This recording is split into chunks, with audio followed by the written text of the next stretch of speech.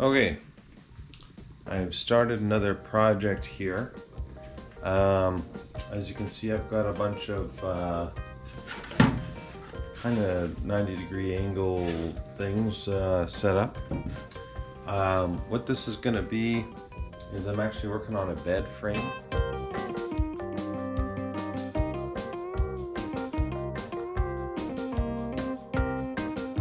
And the point of the bed frame is that it's going to be modular in the sense that you can set it up, take it down fairly easily. So here we go.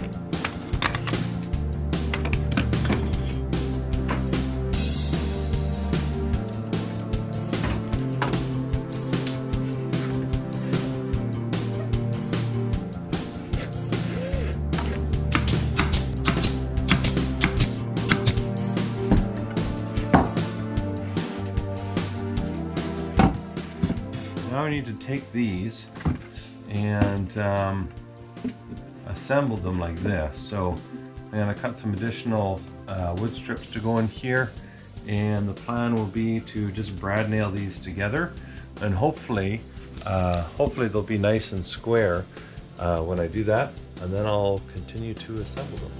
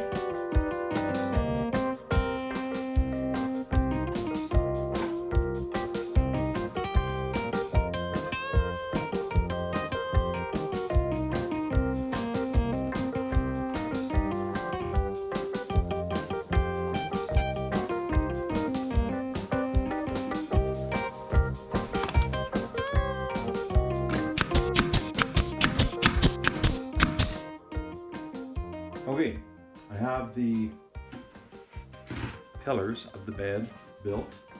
These will be the 4 corner pillars. I'm going to use probably like a 2x8, maybe like a 2x6.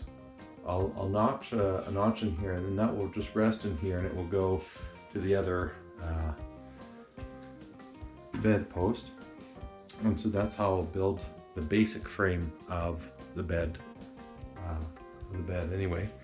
And then so what I'm going to have to do is find some decent, fairly straight lumber in here. I do have some 2x8s, I think, down below that I can probably look at. And so yeah, so that will be the next step on this project.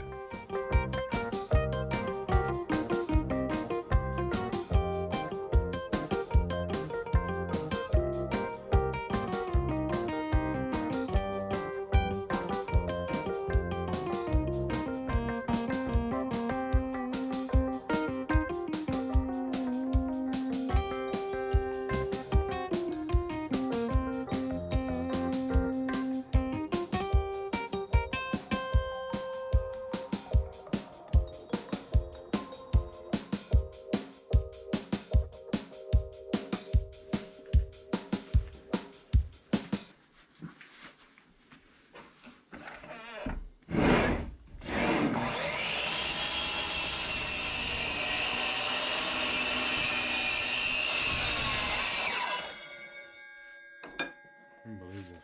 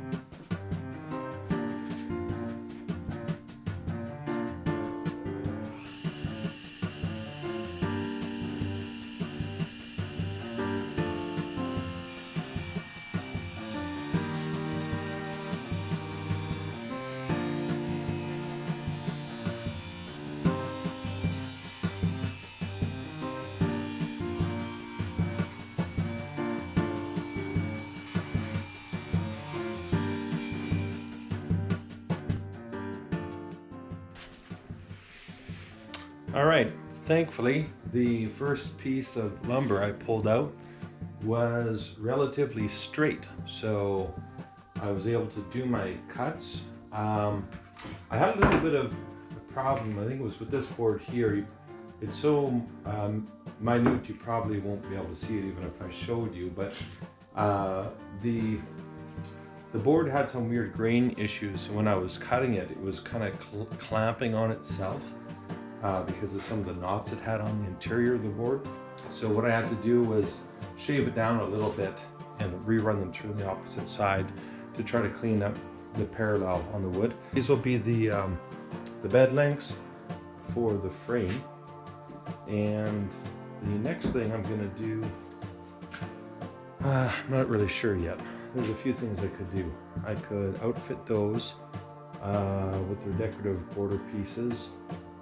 I could cut those up so that they're notched for these bed frames.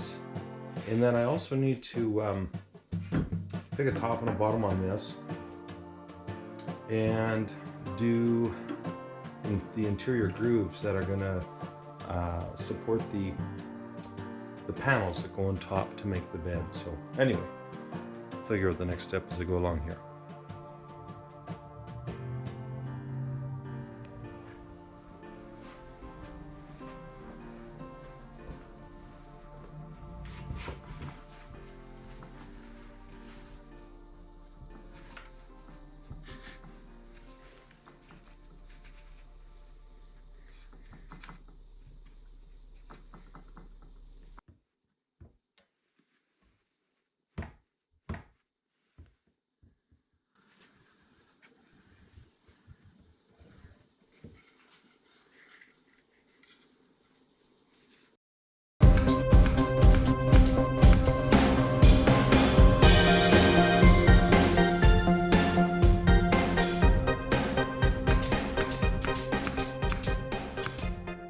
Okay,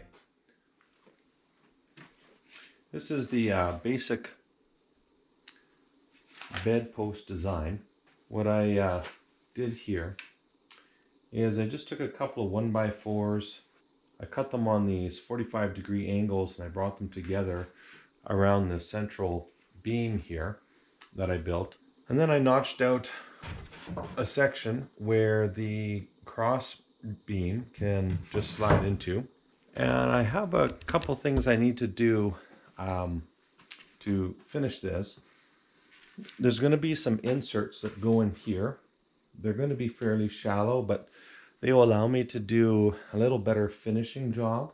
So these will be one color, this will be another color. But I want that 3D difference, that 3D contrast in the bed frame itself. So that's what I did there. So I like how that turned out. I sanded these down nice, and if it was a really sharp 90-degree angle, then that could be a really bad thing. So I hand sanded these down, got them all nice and smooth. There's no sharp corners or edges. We're just about done the construction phase. I still need to build the cross beams and the connector joints for those cross beams.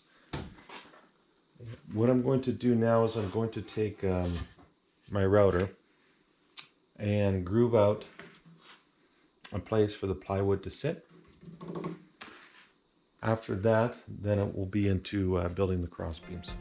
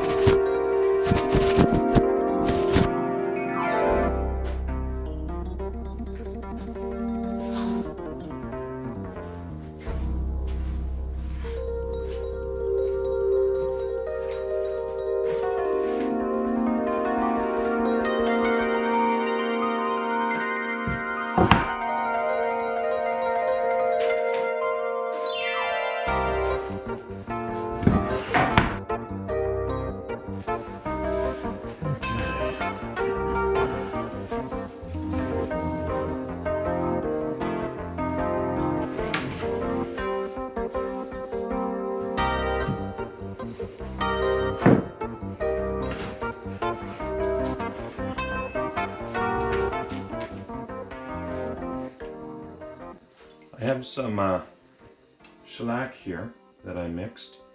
I added a Mantilla black alcohol ink to it, so I have a nice gray stain. I'm going to put a few layers on over the course of finishing this stuff, so I'm expecting it to be 2 to 3 shades darker than what you see here.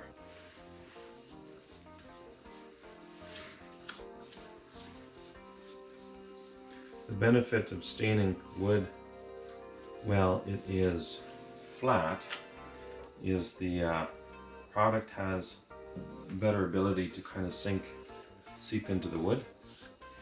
These I stained more vertically, so it takes a little more brush work to make sure that the product stains proper.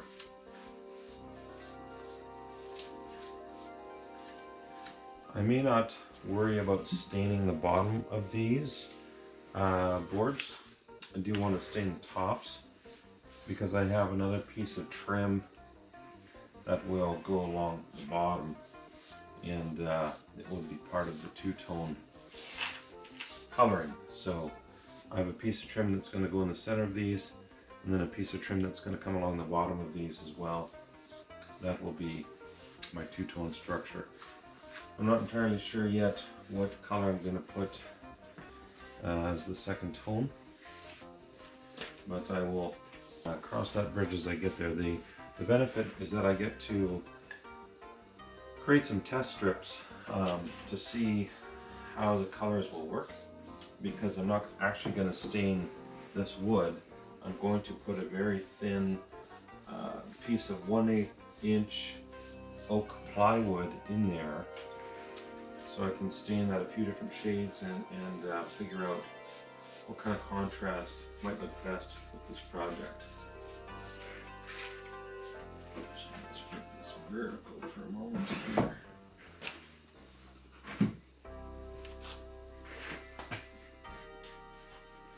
Usually with the first layer of shellac that you put on, the wood soaks it up pretty good.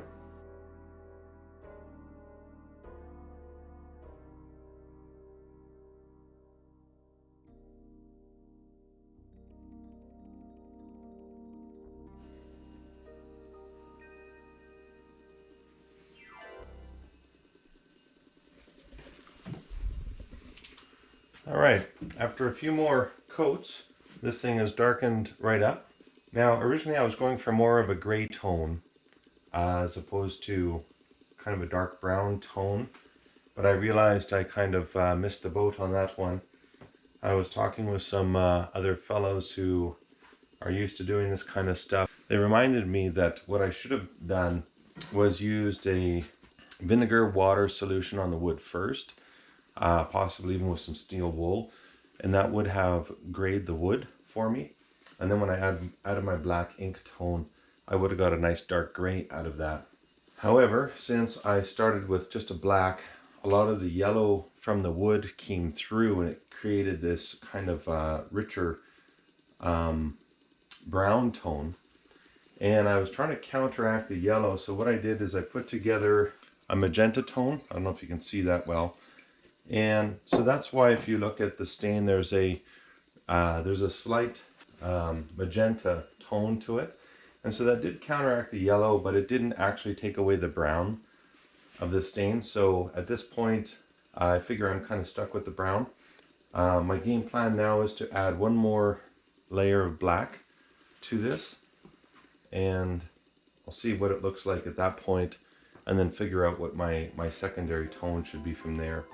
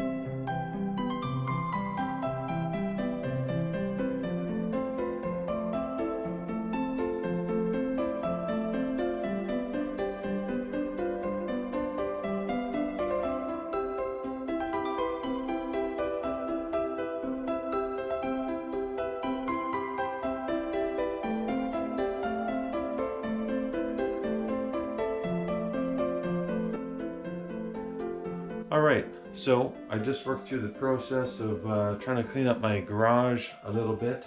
Any of you who run garages, you'll know how difficult that can be when you're running multiple projects on the go. So it's still not clean, of course, but it's clean enough that I can work with this. So the next step now, I'm going to take some of this 1/8 inch oak plywood that I have, and I'm going to cut the strip off here, and I'm going to start doing the inserts for those vertical legs on the bed.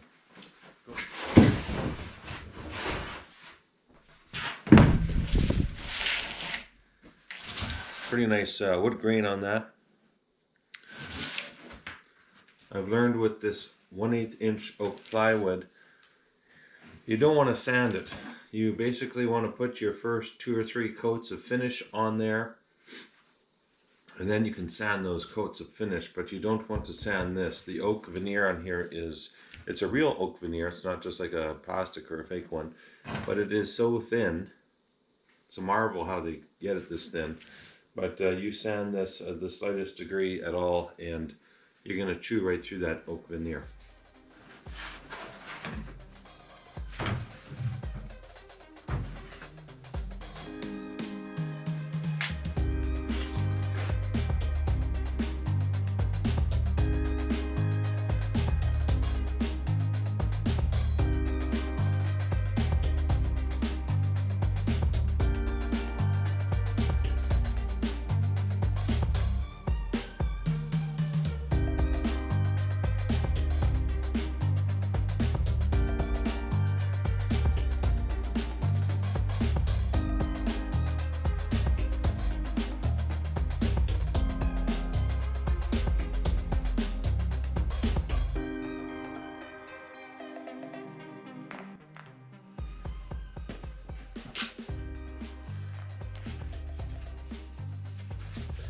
Okay, what I did here was I cut a bunch of these strips. The idea is they're supposed to go in here.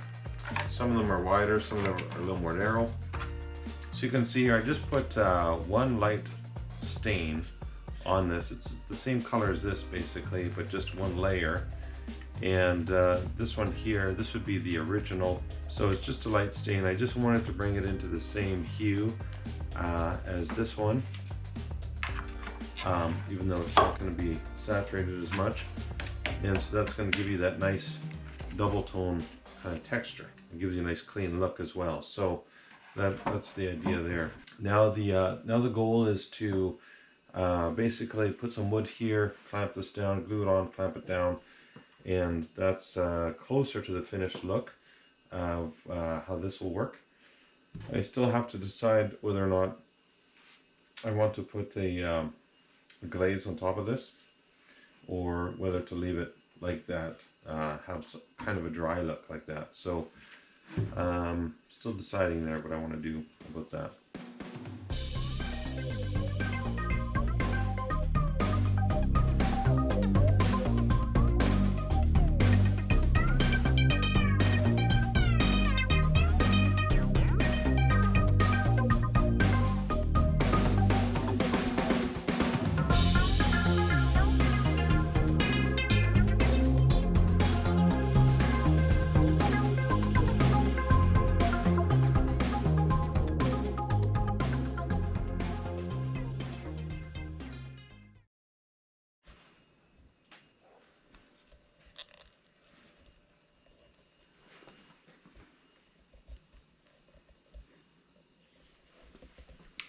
There were a couple ways I could have assembled these insert panels. One option was I could have brad nailed these in, pop, pop, pop, pop. And maybe that would not have been a bad option.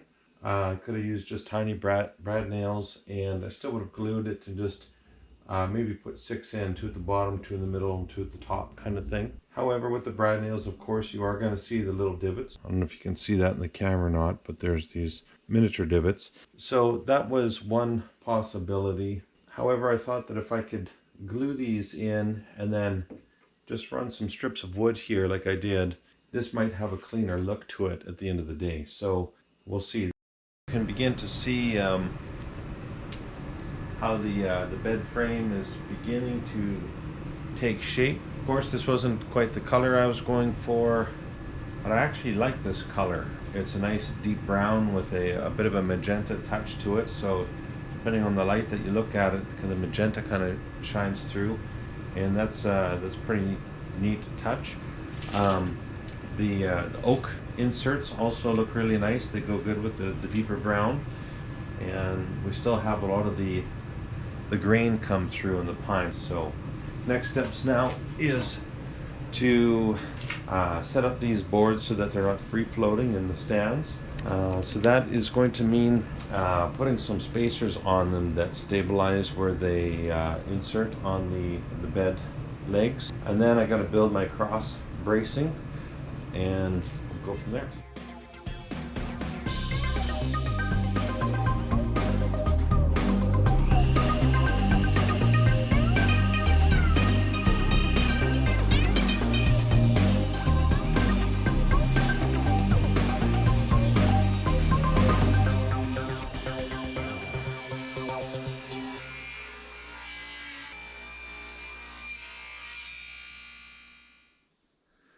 Okay, I have my different widths of wood cut here for a notch and groove.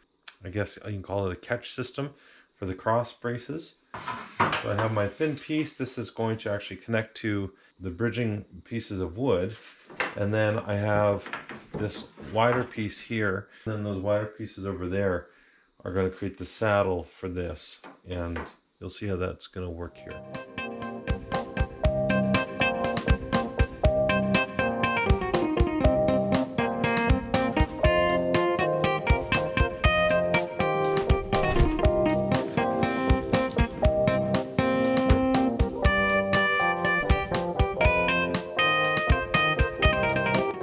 Okay, I got all the little parts and pieces cut for assembling the saddling and the notch and groove stuff. It looks like a bunch of little kids blocks at this point, but once you get the brad gun out with the glue, you can make some pretty impressive stuff with this. So.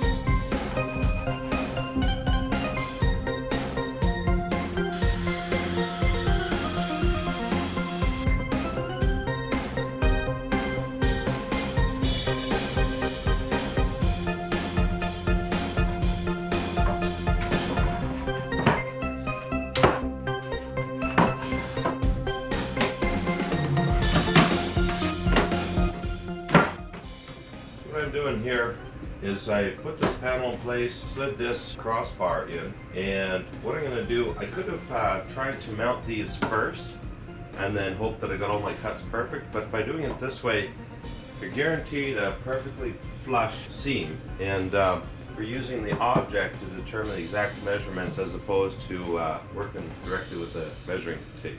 So now I'm just going to screw this in.